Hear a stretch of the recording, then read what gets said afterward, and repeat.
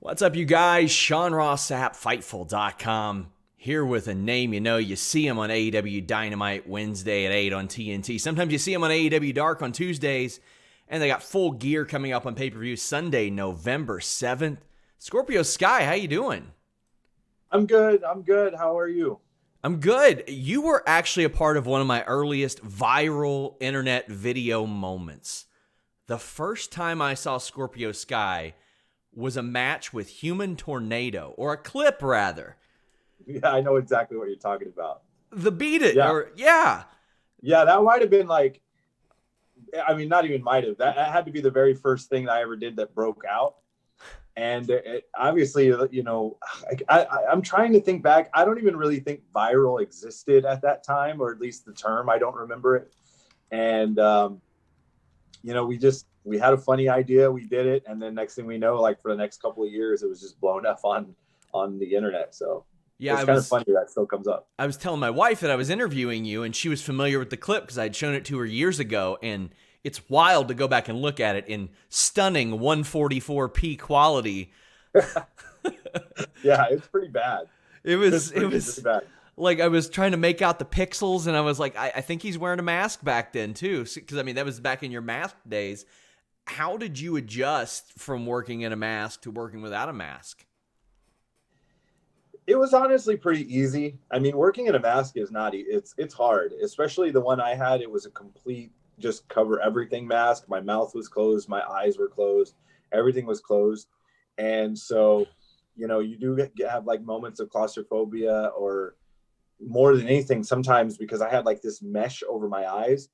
So sometimes the light would hit you in certain areas and like you'd kind of like almost go blind.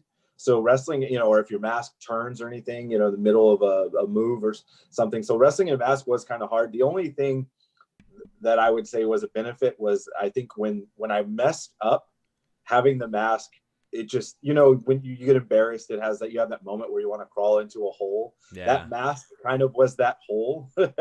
And so now you're just out there and free, and you just feel naked if you mess up. And I want to say around that same time, you were on Wrestling Society X as well. You've had unique experience in almost every televised company over the last really 12, 13 years. I know you'd done some stuff with WWE. You'd appeared in Ring of Honor. You'd done some stuff with New Japan, with Impact. How do those stack up to what you've been doing with AEW, whether it be on TV over the last year or just as a whole over the last couple of years? Well, very different. All the other things I did were very, very small roles. I will appeared with TNA off and on for maybe 6 months, but nothing consistent.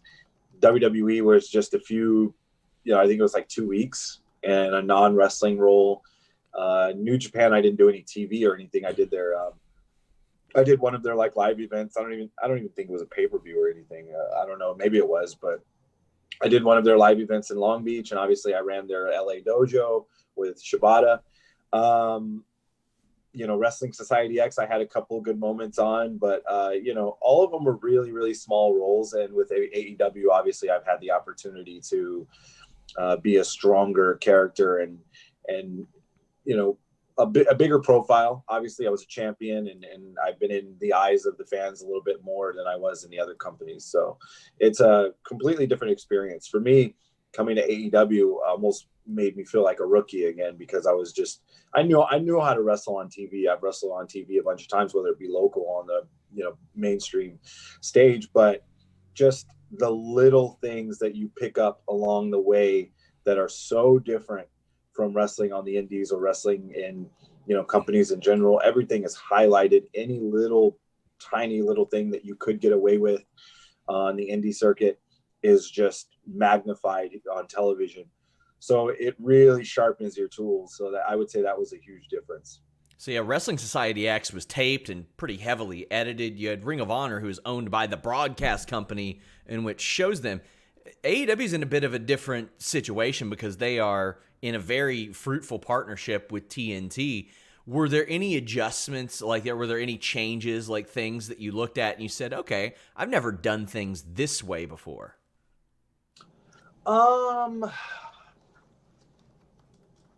Not really, because like I said, I've done live TV before. Obviously I've done plenty of tape TV, but I've done live TV before, even if it wasn't regularly. Well, all the Impact stuff I did was live, and they were drawing really good ratings back then. You know, they were drawing ratings probably comparable to what we're doing. So it was at a big level. So I can't really think of too many things that, like, I'm sure there are a few small things that I haven't done before that I'm like, this is different, but you know, not that comes to mind, nothing huge. This past year in particular has been big as far as gaining experience for any wrestler, because you're experiencing something nobody's ever been through with the pandemic. You ended up working some matches at the BTE compound for being the elite. What's that experience like? Because, I mean, I know that everything during this period is a little bit different, a little unusual, but BTE does things bare bones, and it's a proven formula that works. How was that process for you? Honestly, it wasn't that much of an adjustment. You know, wrestling, you know, for Moxley, going to what we're doing now, you know, obviously he wasn't at the BTE compound, but like the number of shows that we've done in front of no fans, that's probably a huge adjustment to him. But I spent most of my career on the indies, and I might wrestle in front of anywhere from 1,000 fans to I've wrestled in front of, you know, 2 fans. So it was, you know, doing the BTE thing and in front of my friends and having, you know, a good time really wasn't that big of an adjustment. I think the hardest thing about it was I hadn't wrestled in a while. Like, I hadn't wrestled in a month or two. So I was just rusty as hell.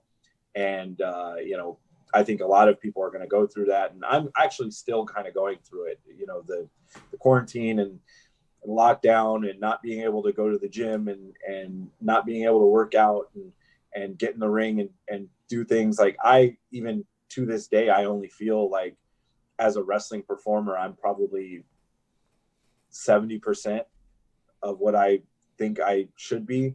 I just found a reliable gym this week. So all of my workouts have been kind of home workouts. Things kind of hurt a little bit more because you can't be as active as you'd like to be. So I'm not in as good a shape as I'd like to be.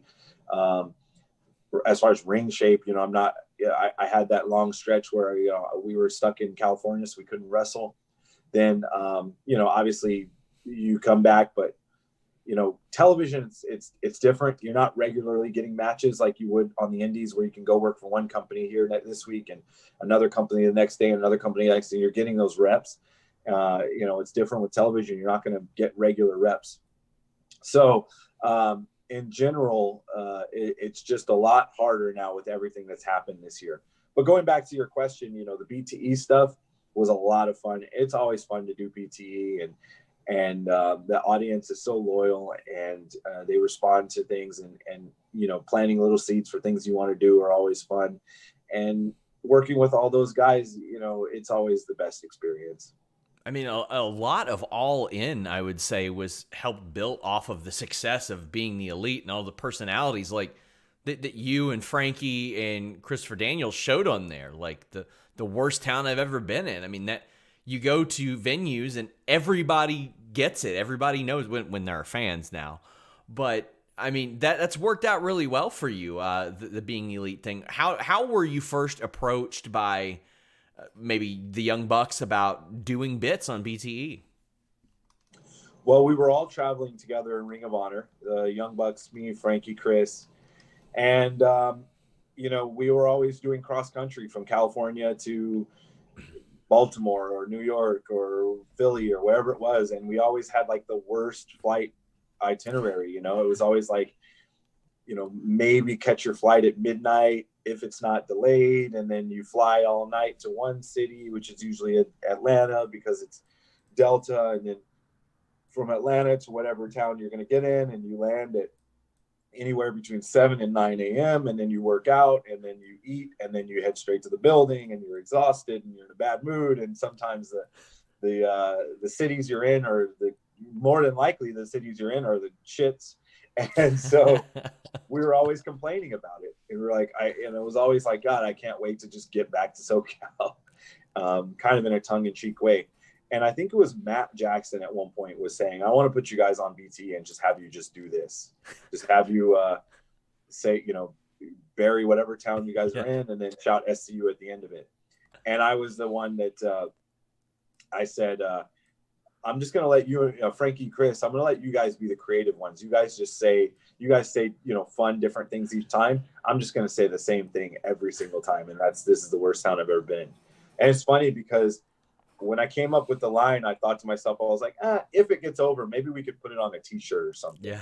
And flash forward, it's like the best selling shirt that the three of us individually or together have ever had. And we've had a number of spin-off shirts that have, just done so well for us. And it all is BTE.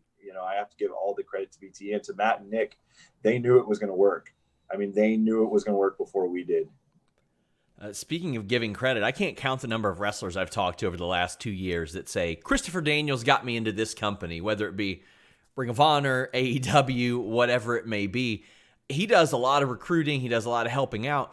We've seen some people like Eric Watts that you've teamed with in the past popping up on AEW TV and the crowd, all that. Is that something that you ever do? I mean, we also hear about Britt Baker, who put in good words for Kylie Ray, Wardlow, Ben Carter. Is that something you're constantly on the lookout for? And when you're wrestling talent like Ray Rosas or Will Hobbs, are they asking for your feedback and saying, what do you think of these guys?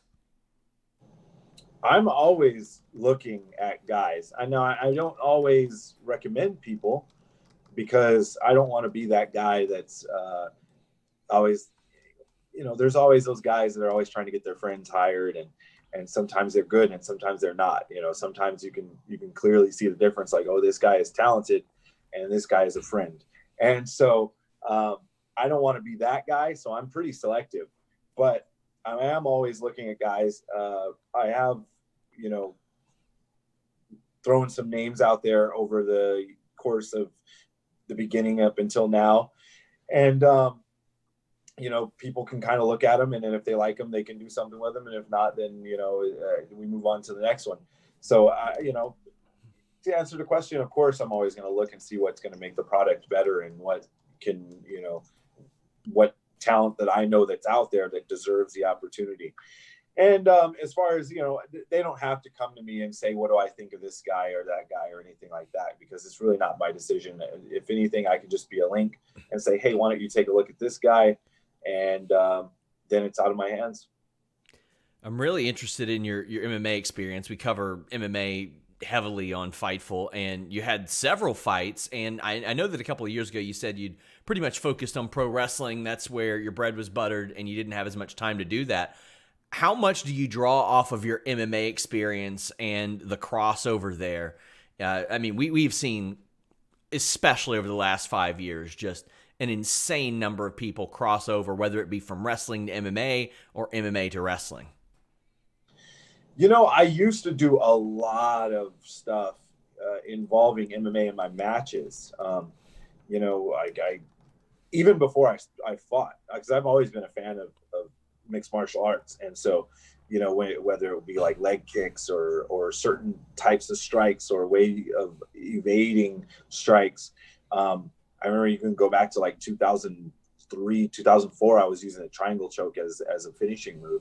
And people didn't even know what the triangle choke was back then. Everyone was like, oh, what, how does it work? I'd ask people people would ask me like, well, how does it work? Like, what do you, what does it do?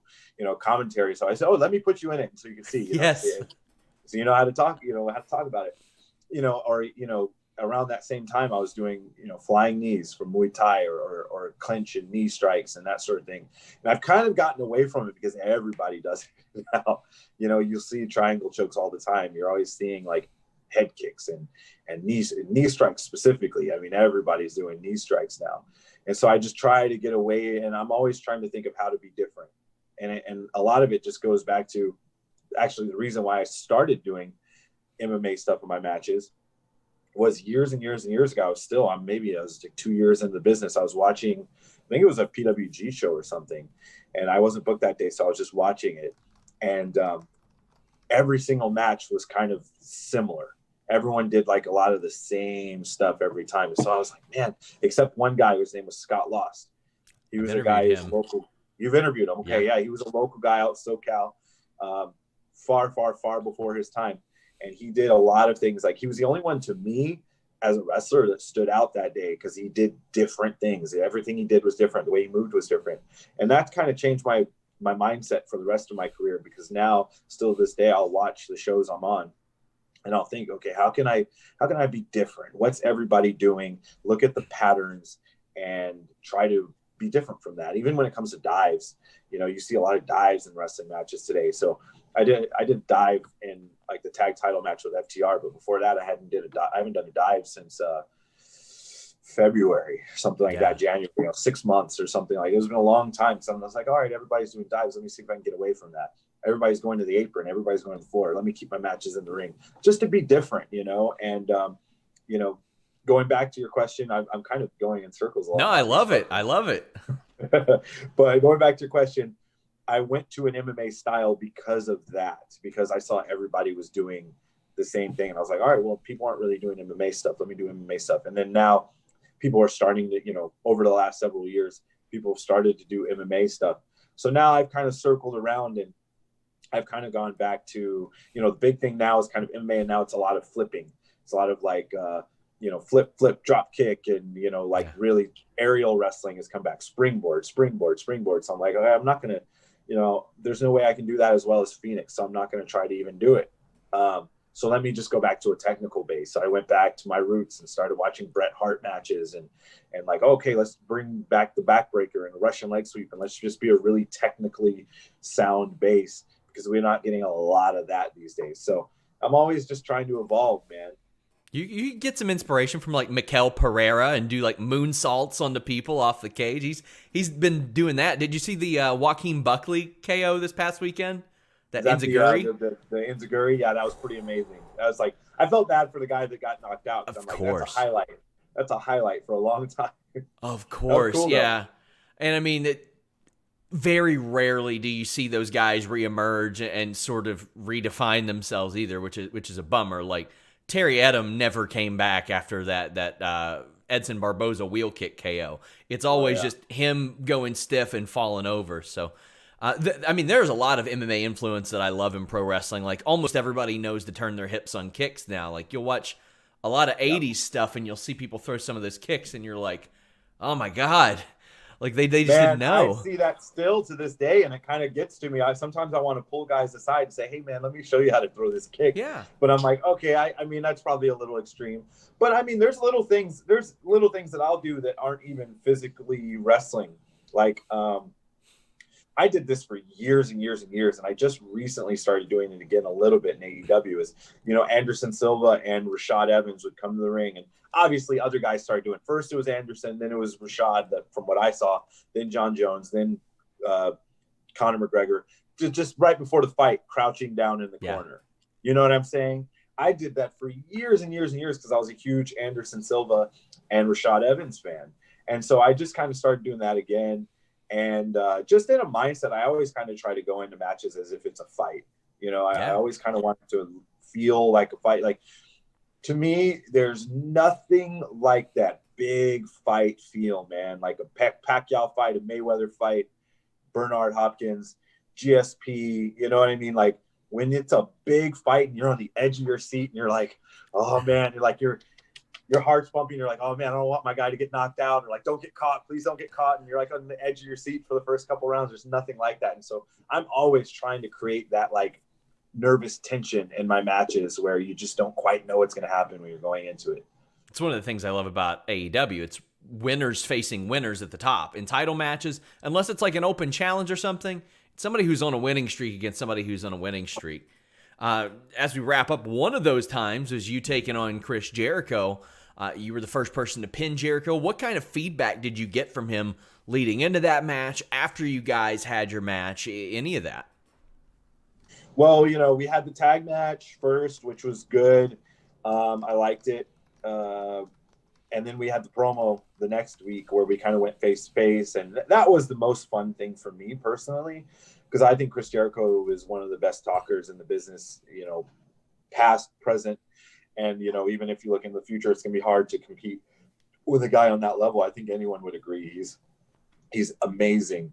And actually not that long before that, I think maybe a week or two before that, there was one with Jericho and MJF face to face. And MJF is one of the best in the business today too. So I was just like, oh man, like I know I'm not on the level of those two guys when it comes to talking. So I didn't want people to compare my face to face with Jericho to the MJF face to face with Jericho and just see, there's levels. There's levels. You know, he's clearly not on the level of those guys. So I was like, I really got to knock it out of the park. And so I was hyped up going into that one, man. And it was a lot of fun. Some of it was talked about. Some of it was improv. And we just had a blast. And I think it got over. And I think people still to this day kind of bring it up to me. And then we had the match, obviously. And the match I felt was really good for its time. It would be so much better today because I just wasn't a singles wrestler at that time. I'd been doing tag teams, whether it be 2-on-2 or 3-on-3 for pretty solid a couple of years at that point. And so I was like as rusty as it got when it came to singles matches. So it was just kind of like, you know, I wasn't at my best when it came to my wind or when it came to just execution of my moves and that intensity level. And so I thought it was good, but I'm always a critic of myself. And so, you know, Jericho liked it and he told me that he really enjoyed working with me and he can work with me anytime. And, you know, that was a great compliment. You know, he talked about like, if this was like, you know, the old days where you'd go on the road, he's like, I could work with you every night on a tour. And I was like, that's really cool to hear. And so, but hopefully him and I will get to get in there again, because I think I'm evolving and getting better now. I'm still not where I want to be, and I guess I probably never will be where I want to be, you know, because you're always chasing that next step. But I think I'm a lot better as a singles wrestler now than I was then. Reminder, guys, you can check out Scorpio Sky every Wednesday, TNT, at 8 p.m. Eastern. You got Full Gear coming up early November, and you can follow him on Instagram and Twitter at Scorpio Sky. Scorpio, thanks so much for taking the time. My pleasure. Until next time, guys, we're out.